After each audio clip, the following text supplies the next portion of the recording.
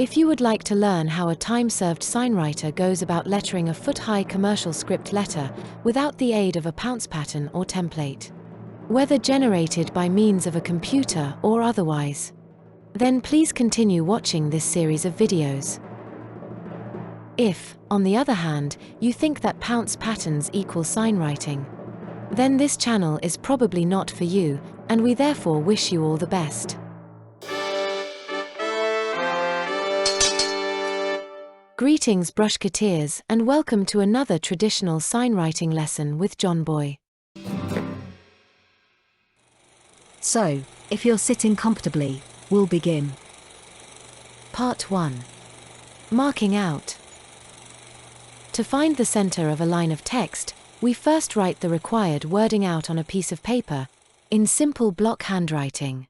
In this case, we will be writing the phrase haulage contractor, and for this purpose, it doesn't need to be neatly written or properly proportioned.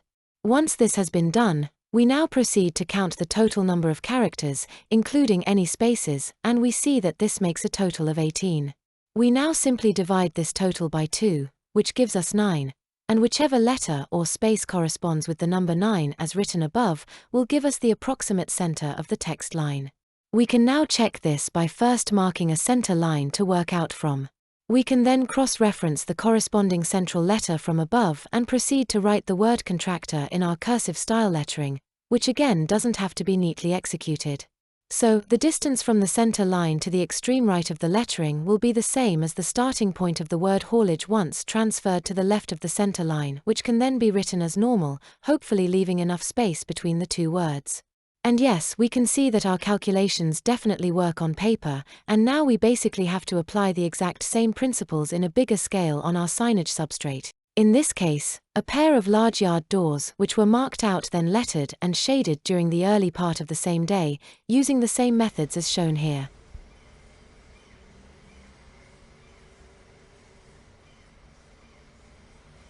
Having already established and struck out our baseline along with our lowercase and capital letter height, we can now start to roughly chalk out contractor by starting with the center of the C on the center point of the doors. It will help if you have a good understanding of the basic letterforms and construction of some of the more formal scripts, but as I'm sure most of you will have been taught cursive handwriting to some degree in school, you will know that, if approached carefully, the joining strokes will pretty much take care of the spacing between letters, and that most of the double downstroked characters should be of a similar width.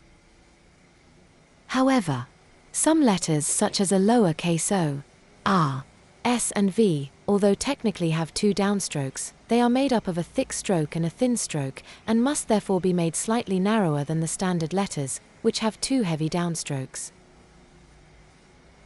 So now, after a quick spell check, we measure the distance from the center of the doors to the far right of the word finishing at the letter R. We can then take this measurement and mark the same distance to the left of the center point. This will give us the starting point for our first word, haulage. But before we go any further, we should establish the angle at which we want our letter to lean. This is initially done by simply striking a line with our chalk line at more or less the angle that we have sketched our letters. Then by either measuring horizontally top and bottom, or keeping our chalk line taut and parallel to this line, we can move it towards the left, striking guidelines as we go until we reach the beginning of our text, where we can begin to mark out the rest of our lettering using the same principles as before. This action can also be performed before commencing the marking of any text.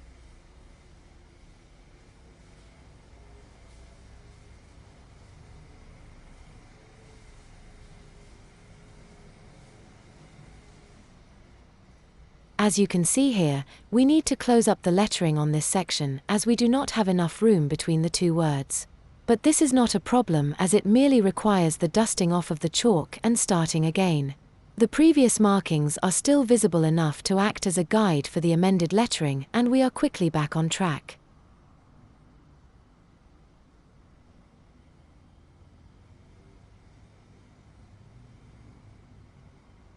Note how we gain space by narrowing the letters by equal amounts and closing up the space between them as we go.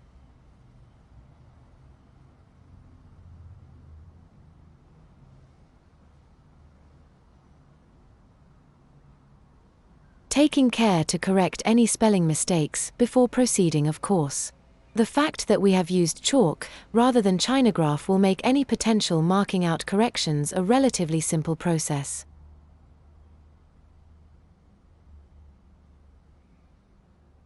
It is always a good idea, especially with large format italic lettering, to add a few guidelines to help maintain a constant lean angle, as it can be all too easy to go off kilter without a visual aid. You can add as many of these guides as you think you will need, and they can be achieved by either measuring or the taut chalkline method as described before.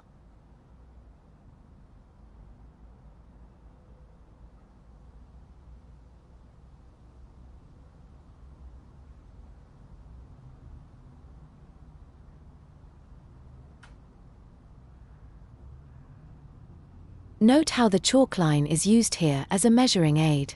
Rather than constantly changing between it and the rule, by establishing a horizontal distance from the top of the previous angle and keeping the line taut, we simply move this down to the baseline.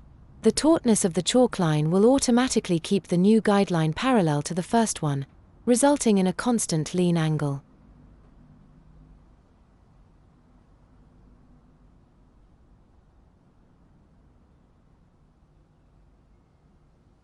This is pretty much all we have to do for the marking out stage, as we will be using our brush to dictate the shapes and proportions of the lettering.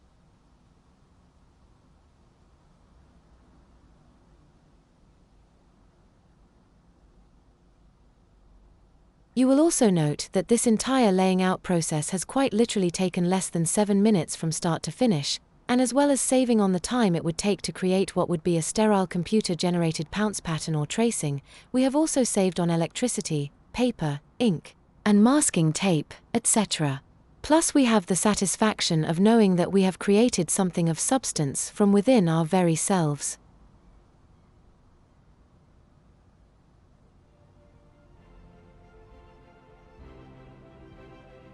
Well, that concludes part 1 of this series, and we hope you can join us for the next episode when we will be really getting into the belly of the beast by demonstrating how the actual lettering is done, from start to finish. So be sure that you are subscribed to the channel to be notified when the next episode is available. And with that, we bid you farewell, brushketeers.